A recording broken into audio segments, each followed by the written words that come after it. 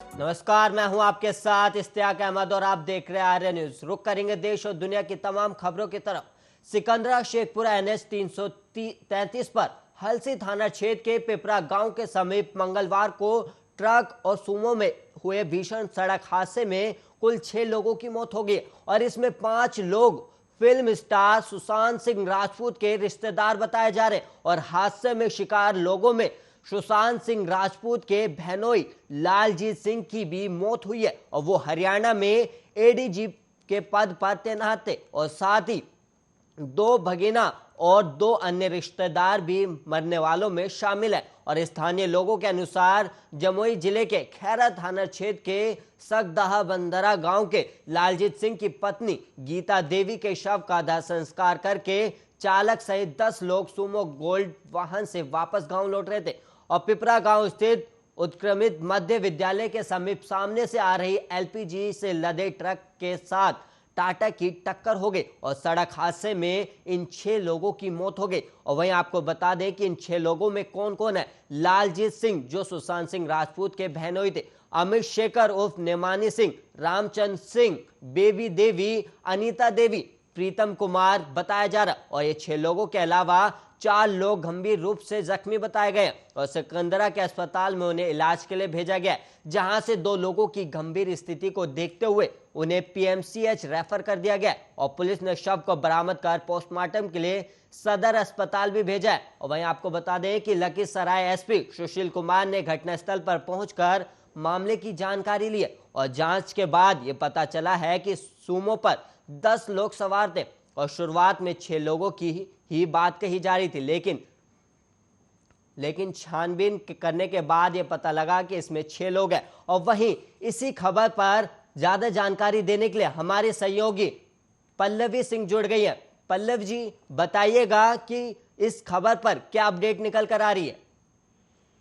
बिल्कुल इश्तियाक, मैं आपको बताना चाहती हूँ कि बेहद शॉकिंग खबर भी सामने निकल के आ रही है, क्योंकि जिस तरीके से सुशांत सिंह राजपूत की तथाकथित मौत हुई थी और उसके बाद उसने पूरी फिल्म इंडस्ट्री को हिलाकर रख दिया था और उसके बाद अभी जो अगर मैं कहूँ कि फिल्म इंडस्ट्री के लिए और महाराष्ट्र से लेकर के बिहार तक की अगर सबसे बड़ी इससे बड़ी कोई खबर नहीं होगी, क्योंकि 6 लोगों की मौत हो चुकी है और जानकारी के अनुसार इसमें जो मेन लोग हैं वो 5 लोग तो सिर्फ सुशांत सिंह राजपूत के रिलेटिव ही बताए जा रहे हैं। लखीसराय हल्सी थाना क्षेत्र के पिपरा गांव के पास ये हादसा हुआ है। इश्तियाक, बताया जा रहा है कि जो OP सिंह है उनकी बहन की डेथ हुई थी और वहां से वो लोग अंतिम संस्कार करके पटना से वापस आ रहे थे और उसके बाद रास्ते में ये बड़ा हादसा हो गया। जानकारी के अनुसार ट्रक से कार टकरा गई थी उनकी, जिसकी वजह से बड़ा हादसा हुआ है। इश्तियाक, पल्लवी, ये भी बताइएगा क्या इसे साजिश के एंगल से भी देखा जा रहा है, क्योंकि सुशांत सिंह राजपूत की जब मौत हुई थी उसके बाद उनके जो बहनोई है वो लगातार सवाल भी उठा रहे थे और जिस वो ADG के पद पर तैनात थे, तो क्या इसे साजिश के तहत भी देखा जा सकता है? देखिए इश्तियाक, इसे दूसरे एंगल से जरूर देखा जा सकता है, क्योंकि 6 लोगों की मौत हुई है इस हादसे में और 5 सुशांत सिंह राजपूत के रिश्तेदार बताए जा रहे हैं।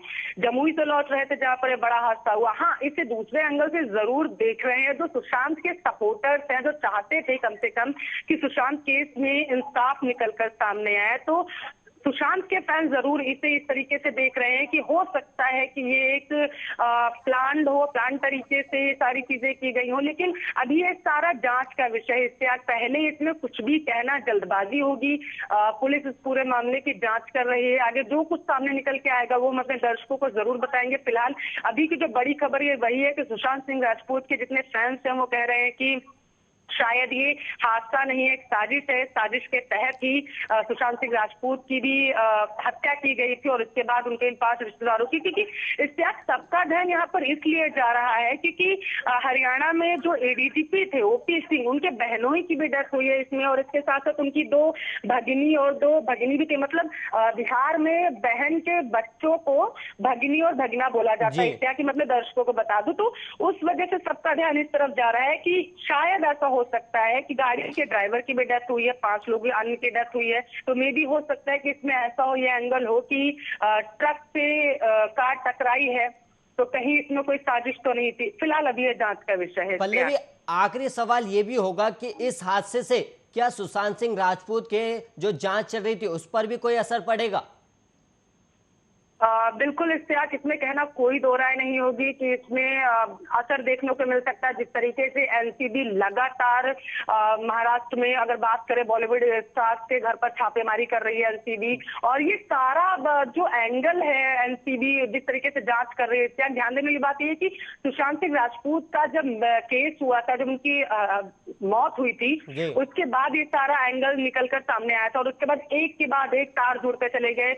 आपने देखा, हमने देखा, दर्शक भी लगातार देख ही रहे कि किस तरीके से एक के बाद एक तार जुड़े और बड़े बड़े ड्रग पेडलर्स तक एनसीबी की जो पकड़ थी वो कहीं ना कहीं मजबूत होती चली गई। अब सुशांत सिंह राजपूत केस कहीं ना कहीं इन सब में धुंधला नजर आने लगा था, लेकिन अब एक बार फिर से लोगों की नजरों में आ गया है क्योंकि अब लोग जिस तरीके से 5 लोगों की डेथ हुई है सुशांत सिंह राजपूत के जो रिलेटिव हैं, तो उसे जरूर इस एंगल से देख रहे हैं कि नहीं, अभी तक सुशांत सिंह राजपूत को इंसाफ नहीं मिला था और अब जिस तरीके से ये 5 मौतें हुई हैं तो कहीं ना कहीं जुड़ी हो सकती है, इसलिए इंसाफ अब मिलना चाहिए। ये सुशांत सिंह राजपूत के फैन जरूर इश्तियाक कह रहे होंगे। बहुत बहुत धन्यवाद पल्लवी जी हमें जानकारी देने के लिए। और बढ़ेंगे अगली खबर की ओर, जहां पर भारतीय टीम के ऑलराउंडर हार्दिक पांड्या ने मुंबई एयरपोर्ट पर गाड़ी जब्त किए जाने के विवाद पर सफाई दी है। और मंगलवार सुबह हार्दिक पांड्या द्वारा ट्वीट कर बताया गया कि जब वो दुबई से वापस आ रहे थे तब उन्होंने खुद ही जाकर कस्टम के अधिकारियों को अपनी घड़ी सौंप दी थी। और हार्दिक ने अन्य सभी तरह के आरोपों को नकारा है और उन्होंने कस्टम के अधिकारियों को जरूरी कागज सौंपने की बात भी कही है। और साथ ही उन्होंने साफ किया कि घड़ी की कीमत 5 करोड़ रुपए नहीं जैसा दावा सोशल मीडिया पर किया जा रहा था, बल्कि घड़ी की कीमत 1.5 करोड़ रुपए है। और हार्दिक पांड्या ने अपने ट्वीट में लिखा कि 15 नवंबर की सुबह जब मैं दुबई से वापस आ रहा था तब मैं अपना बैग लेने के बाद खुद ही मुंबई एयरपोर्ट के कस्टम काउंटर पर गया और वहां से लाए गए सभी आइटम को दिया गया और कस्टम ड्यूटी भरी और सोशल मीडिया पर गलत तरह से चीजों को फैलाया जा रहा है और मैं इन सभी चीजों के बारे में सही बात बताना चाहता हूं।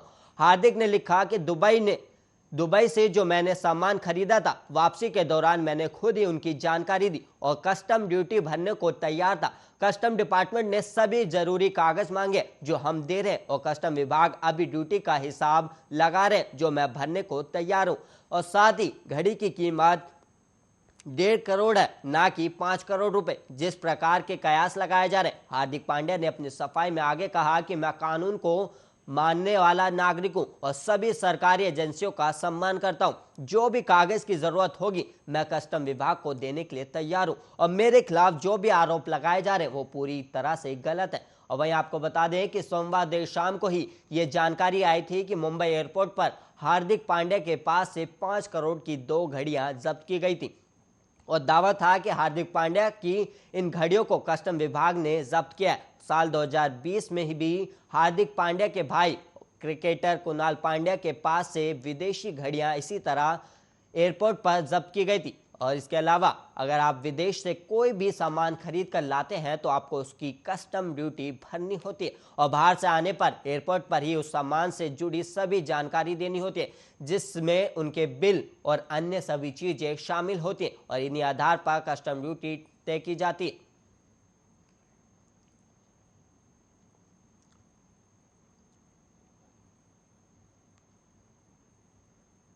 कोरोना मामलों में गिरावट जारी है और पिछले दिन सोमवार को 287 दिनों बाद सबसे कम कोरोना के नए मामले दर्ज हुए और मंगलवार सुबह स्वास्थ्य मंत्रालय की ओर से ताजा आंकड़े जारी किया गया और मंत्रालय के अनुसार पिछले 24 घंटे में 8,865 नए कोरोना केस आए और 197 कोरोना संक्रमितों की जान चली गई और 11,971 लोग कोरोना से ठीक भी हुए, यानी कि 3,303 एक्टिव केस कम हो गए और कोरोना महामारी की शुरुआत से लेकर अब तक कुल 3,44,56,000 लोग संक्रमित हुए और इनमें से 4,63,852 लोगों की मौत हो चुकी है। और इसके अलावा अच्छी बात यह है कि अब तक 3,38,61,000 लोग ठीक भी हुए। देश में कोरोना एक्टिव केस की संख्या 1.5 लाख से कम हो गई और कुल 1,30,793 लोग अभी भी कोरोना वायरस से संक्रमित है जिनका भी इलाज चल रहा है। और इसके अलावा केंद्रीय स्वास्थ्य मंत्रालय ने बताया कि 16 नवंबर तक देश भर में 112,97,84,000 कोरोना वैक्सीन के डोज दिए जा चुके। बीते दिन 59.75 लाख टीके लगाए गए और वहीं भारतीय आयुर्विज्ञान अनुसंधान परिषद के अनुसार अब तक करीब 65.57 करोड़ कोरोना टेस्ट किए जा चुके हैं और बीते दिन करीब 11.7 lakh crore corona sample test किए गए, जिसका पॉजिटिविटी रेट 2% से कम है। देश में कोरोना से मृत्यु दर 1.35% है, जबकि रिकवरी रेट जो है 98% है और एक्टिव केस की 0.38% और कोरोना एक्टिव केस मामले में दुनिया में भारत अब 18वें स्थान पर है और कुल संक्रमितों की संख्या के मामले में भारत दूसरे स्थान पर है, जबकि अमेरिका ब्राजील के बाद सबसे ज्यादा मौत भारत में हुई है।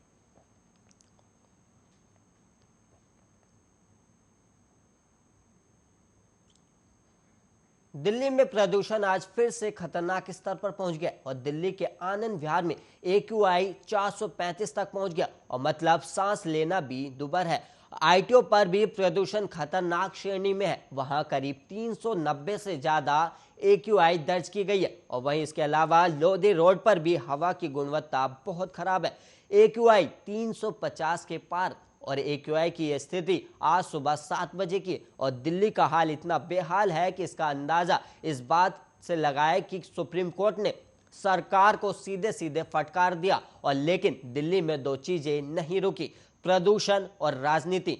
सुप्रीम कोर्ट ने केंद्र और दिल्ली सरकार को चेतावनी दी है कि मंगलवार शाम तक कुछ ठोस उपाय कर ले और सुप्रीम कोर्ट की फटकार के बाद आज केंद्र सरकार ने commission for air quality management की बैठक बुलाई है और बैठक में कमीशन के चेयरमैन MM कुट्टी, पर्यावरण सचिव RP गुप्ता होंगे और इसके अलावा यूपी, दिल्ली, हरियाणा और पंजाब के पर्यावरण मंत्रालय से जुड़े अधिकारी भी शामिल होंगे।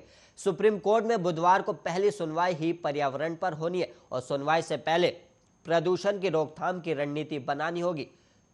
सुप्रीम कोर्ट के दखल देने से पहले सभी सरकारें एक दूसरे पर ठिकरा ही फोड़ती दिख रही थी, लेकिन सुप्रीम कोर्ट की सख्ती के बाद सभी एक्शन में आ गए हैं। केंद्रीय पर्यावरण मंत्री भूपेंद्र यादव ने विदेश दौरे से लौटते ही आपातकाल बैठक बुला ली। पर्यावरण मंत्रालय के अधिकारियों के साथ 1 घंटे चली इस बैठक में भूपेंद्र यादव ने दिल्ली में प्रदूषण की हालत का फीडबैक लिया और हरियाणा के फतेहाबाद में खेतों में पराली लगी आग को बुझाने अफसर ही दौड़ पड़े मैदान में और फायर ब्रिगेड को बुलाकर आग बुझवाई गई और वहीं DC पहुंचे, कृषि विभाग के अधिकारी दौड़े और कृषि उपनिदेशक भी पहुंच गए और मौके वारदात पर अब DC ने खेतों में आग लगाने वाले किसानों पर FIR दर्ज करने के आदेश दे दिए। इससे पहले सोमवार को सुप्रीम कोर्ट ने दिल्ली सरकार को आड़े हाथों लिया था।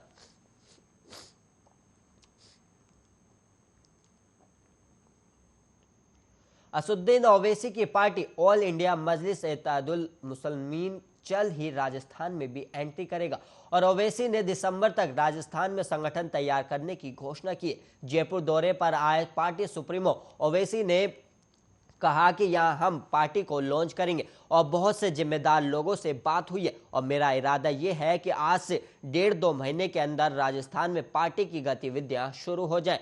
राजस्थान में थर्ड फ्रंट का काफी स्कोप है और यहाँ की जनता बीजेपी, कांग्रेस दोनों से परेशान है और यहाँ की माइनॉरिटी को एक राजनीतिक आवाज और राजनीतिक प्लेटफॉर्म मिले, यही हमारी कोशिश होगी। और राजस्थान में विधानसभा चुनाव 2023 में कराए जाने। राजस्थान में गठबंधन के सवाल पर उन्होंने कहा कि पहले पार्टी यहाँ गतिविधियां शुरू करेगी, फिर संगठन को मजबूत किया जाएगा, गठबंधन की बात बाद में होगी। और मैं BTP नेता छोटू भाई बसवा के घर में था और उनसे अच्छी बातचीत भी हुई थी। के साथ दलित, ST सहित दूसरे कास्ट से भी बातचीत होगी और हमारी पार्टी सबका एजेंडा रखेगी, सबकी बात भी होगी। ओवैसी ने राजस्थान में मुस्लिम विधायकों को शो पीस कहकर निशाना साधा। ओवैसी ने कहा कि राजस्थान में मुस्लिम माइनॉरिटी की पॉलिटिकल वॉइस नहीं के बराबर है और यहाँ माइनॉरिटी के 8-9 लोग जीत जाते। माइनॉरिटी के विधायक भी लेते वक्त ही मुंह खोलते हैं और जब तक माइनॉरिटी की स्वतंत्र आवाज नहीं होगी तब तक ये शोपीसी है और इनका असेंबली और विकास में क्या योगदान है। बाबा साहेब अंबेडकर से भी पूछा गया था कि दलित नेता जीत तो रहे, फिर भागीदारी पर सवाल क्यों? तब साहेब ने कहा था कि दलित जीत कर जाते हैं लेकिन संसद में मुंह उस वक्त खोलते हैं जब उन्हें अंगड़ाई लेनी होती है। यही हाल राजस्थान में मुस्लिम विधायकों का है। ओवैसी ने कहा कि मुसलमानों ने इतने दिन वोट दिया लेकिन उनके साथ भेदभाव हुआ। अमित शाह यूपीए का बिल लाए जिसमें दिल्ली में बैठे पुलिस इंस्पेक्टर को राजस्थान के किसी भी व्यक्ति को आतंकी करार देने का अधिकार दे दिया गया। कांग्रेस ने यूपीए का समर्थन किया है।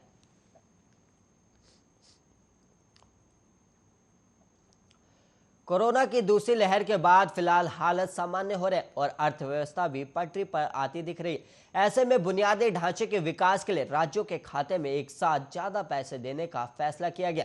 22 नवंबर को राज्यों की झोली भरने वाली और मोदी सरकार ने फैसला किया है कि अर्थव्यवस्था में तेजी लाने के लिए राज्य सरकारों के पास पैसों की कोई कमी नहीं होनी चाहिए।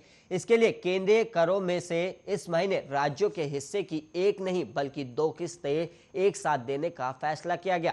22 नवंबर को सभी राज्यों को 2 किस्तों का कुल 95,000 करोड़ रुपए एक साथ भेजा जाएगा, जबकि अगर एक ही किस्त भेजी जाती तो ये रकम 47,500 करोड़ रुपए होती और एक साथ 2 किस्तें भेजने का मकसद राज्यों के खजाने में एक साथ पैसा भेजना है और इससे राज्यों को अपने यहाँ बुनियादी ढांचे के विकास के लिए एक मुश्त पैसा मिल सकेगा। दरअसल वित्त आयोग की अनुशंसा के मुताबिक अलग अलग केंद्रीय करों से मिलने वाले पैसों को केंद्र सरकार एक साल में 14 किस्तों के रूप में राज्यों को देती है और इसमें वित्त वर्ष के पहले महीने अप्रैल से लेकर फरवरी तक अमूमन हर महीने की 20 तारीख को मिलने वाली 11 किस्तें शामिल है, जबकि आखिरी महीने यानी मार्च में 3 किस्तें दी जाती। सरकार ने फैसला किया है कि मार्च में दी जाने वाली 3 किस्तों में से एक किस्त नवंबर महीने की किस्त के साथ ही दी जाएगी।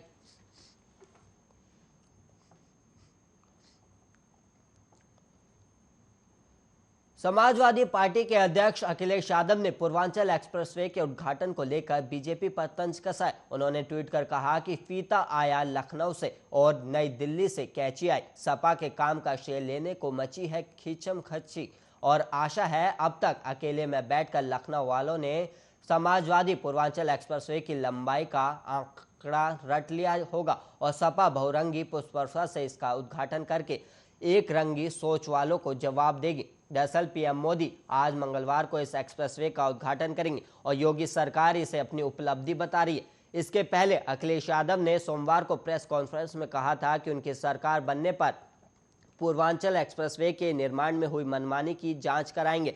साथ ही कहा कि एक्सप्रेसवे के किनारे मंडी बनेगी, अन्य सुविधाओं का विकास भी होगा जिससे आवागमन के साथ आसपास के गांव के लोगों को फायदा मिलेगा। अखिलेश ने कहा कि बीजेपी के झूठ और गलत कार्यों की वजह से जनता उसे सत्ता से बेदखल करने जा रही है। पूर्वांचल एक्सप्रेसवे सपा सरकार ने शुरू किया लेकिन सत्ता बदलने के बाद बीजेपी सरकार में तकनीकी खामियां छोड़ी गई। इससे लोगों की सुरक्षा के साथ खिलवाड़ किया गया और निर्माण में मानकों को पूरा नहीं किया गया। वहीं पीएम मोदी से अधूरे एक्सप्रेसवे का लोकार्पण भी कराया जा रहा है और सपा अध्यक्ष ने कहा कि सरकार हमें रोकने के लिए हर स्तर पर प्रयास करिए लेकिन जरूरत पड़ी तो सपा कार्यकर्ता साइकिल से एक्सप्रेसवे पर निकलेंगे और बसपा सरकार में सपाई ऐसा कर चुके हैं। और उन्होंने कहा कि सपा कार्यकर्ता मंगलवार को जगह जगह एक्सप्रेसवे पर फूल चढ़ाएंगे और प्रधानमंत्री नरेंद्र मोदी मंगलवार को 341 किलोमीटर लंबे पूर्वांचल एक्सप्रेसवे का लोकार्पण करेंगे। पीएम के कार्यक्रम को देखते हुए मुख्यमंत्री योगी आदित्यनाथ ने सोमवार को अधिकारियों के साथ कार्यक्रम स्थल का जायजा भी लिया और उन्होंने एयर स्ट्रिप पर कैमरा लगवाने के संबंध में अधिकारियों को निर्देश दिए और कार्यक्रम को देखते हुए मौके पर शासन, प्रशासन, सेना और पुलिस के अधिकारी डटे हुए।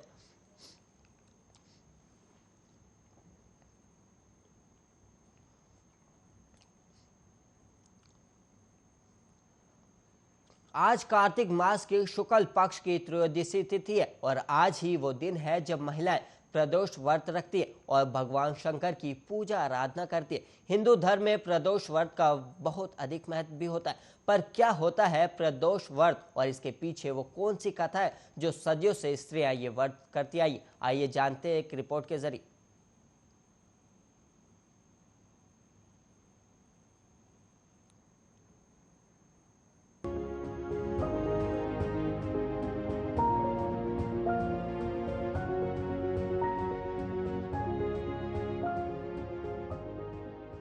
त्रयोदशी तिथि पर प्रदोष व्रत रखा जाता है जिसकी मान्यता और भव्यता सदियों से चली आ रही है।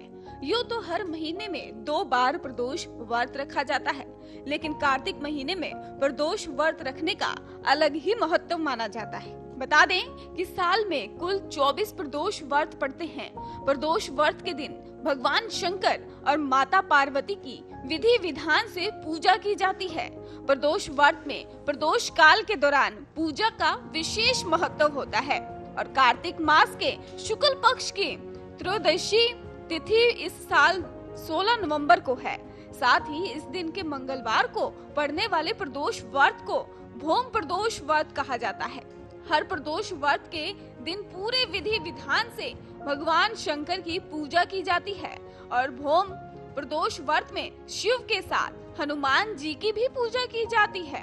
मान्यता है कि इस दिन प्रदोष व्रत कथा पढ़ने या सुनने वालों के सारे संकट दूर हो जाते हैं। तो वहीं जो स्त्रियां पहली बार ये व्रत रखती हैं, उन्हें बता दें कि प्रदोष व्रत की पूजा एक विधि के साथ करनी चाहिए। प्रदोष व्रत करने वाले भक्तों को सुबह जल्दी उठकर स्नान करना चाहिए और साफ सुथरे कपड़े पहनने चाहिए। घर के मंदिर में दीप जलाना चाहिए और शंकर भगवान का गंगा जल से अभिषेक करना चाहिए और पुष्प भी अर्पित करने चाहिए। भौम प्रदोष के दिन भोलेनाथ के साथ ही माता पार्वती और भगवान गणेश जी की पूजा करनी चाहिए और भोग लगाने के बाद भोलेनाथ की आरती करें और पूरे दिन उनका ध्यान करें। अब आपको बताते हैं कि भौम प्रदोष व्रत के महत्व के बारे में। तो बता दें कि मंगलवार के दिन हनुमान जी की उपासना की जाती है और जिस व्यक्ति की कुंडली में मंगल दोष हो उसे भौम प्रदोष का व्रत जरूर करना चाहिए। मान्यता है कि भौम प्रदोष व्रत के दिन भगवान हनुमान को घी की 9 बाती वाला एक दीपक जलाने से हर तरह के कर्ज से मुक्ति मिलती है। साथ ही ये व्रत रखने वाले सारी मनोकामनाएं पूरी होती हैं। इस दिन व्रत और पूजा पाठ करने से सारे कष्ट मिट जाते हैं और शिव हनुमान की विशेष कृपा होती है। तो वहीं अब आपको बताते हैं प्रदोष व्रत से जुड़ी एक छोटी सी कथा के बारे में। दरअसल संकट पुराण में वर्णित एक कथा के अनुसार प्राचीन काल में एक विधवा ब्राह्मणी अपने पुत्र को लेकर भिक्षा लेने जाती है। एक दिन जब वो भिक्षा लेकर लौट रही थी तो उसे नदी किनारे एक सुंदर बालक दिखाई दिया जो विदर्भ देश का राजकुमार धर्मगुप्त था। शत्रुओं ने उसके पिता को मारकर उसका राज्य हड़प लिया था, तो वहीं उसकी माता की मृत्यु हो चुकी थी। ब्राह्मणी ने उस बालक को अपना लिया और उसका पालन पोषण किया। कुछ समय बाद ब्राह्मणी दोनों बालकों के साथ देवयोग से देव मंदिर गई। वहां उनकी भेंट ऋषि शांडिल्य से हुई। ऋषि शांडिल्य ने ब्राह्मणी को बताया कि जो बालक उन्हें मिला है वो विदर्भ देश के राजा का पुत्र है जो युद्ध में मारे गए थे और उनकी माता को ग्रह ने अपना भोजन बना लिया था। ऋषि शांडिल्य ने ब्राह्मणी को प्रदोष व्रत करने की सलाह दी। ऋषि आज्ञा से दोनों बालकों ने भी प्रदोष व्रत करना शुरू कर दिया। एक दिन दोनों बालक वन में घुस रहे थे, तभी उन्हें कुछ गंधर्व कन्याएं दिखाई दी और ब्राह्मण बालक तो घर लौट आया, किंतु राजकुमार धर्मगुप्त अंशुमति नाम की गंधर्व कन्या से बात करने लगा। कन्या और राजकुमार एक दूसरे पर मोहित हो गए। कन्या ने विवाह के लिए राजकुमार को अपने पिता से मिलवाने के लिए बुलाया। दूसरे दिन जब वो कन्या से मिलने आया तो कन्या के पिता ने बताया कि वो विदर्भ देश का राजकुमार है। भगवान शिव की आज्ञा से गंधर्वराज ने अपनी पुत्री का विवाह राजकुमार धर्मगुप्त से कराया। इसके बाद राजकुमार धर्मगुप्त ने गंधर्व सेना की सहायता से विदर्भ देश पर आधिपत्य प्राप्त किया और ये सब ब्राह्मणी और राजकुमार धर्मगुप्त के प्रदोष व्रत करने का फल था। संकट पुराण में अनुसार ये भी कहा जाता है कि जो भक्त प्रदोष व्रत के दिन शिव पूजा के बाद एकाग्र होकर प्रदोष व्रत कथा सुनता या पढ़ता है उसे 100 जन्मों तक कभी दरिद्रता नहीं होती।